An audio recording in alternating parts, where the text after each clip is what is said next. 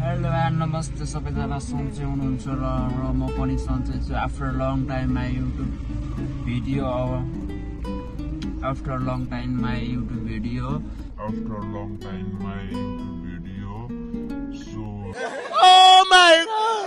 बिचबिचमा चाहिँ मैले अब मेरो मोबाइल राम्रो नभएर मैले बिचबिचमा चाहिँ ग्याप गरेको थिएँ। अब चाहिँ मैले कन्टिन्यू गर्न जाँदैछु। सो त्यही भएर तपाईँहरूले नि लास्टसम्म हेरिदिनु होला भिडियोमा के कस्तो हुन्छ।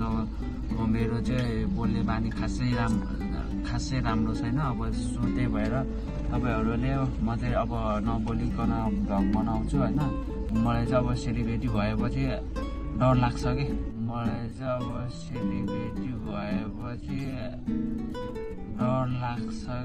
और अभी तो रुको, क्लाइमैक्स अभी बाकी है।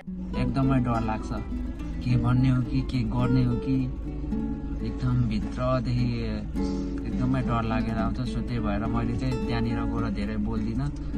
अब मैले चाहिँ बनाएर दिएको खानेकुराहरूमा के कस्तो छ भनेर त्यही भन्ने हो।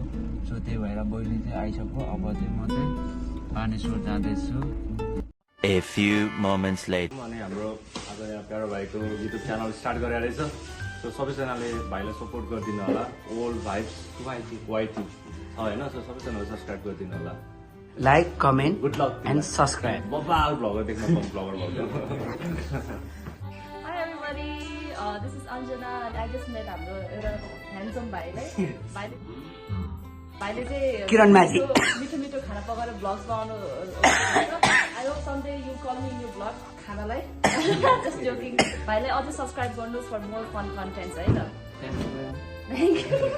ल के भन्छ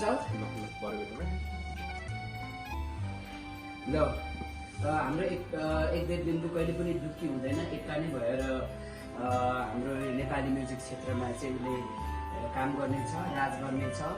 अझ पनि आउँदो दिनहरूमा एकदमै राम्रो राम्रो म्युजिकहरू लिएर आओस् र हामी सबैजनाले उसको म्युजिक सुन्न पाऊँ र यसरी नै सेलिब्रेसन गर्न पाऊँ भन्दै जन्मदिनको धेरै धेरै शुभकामना।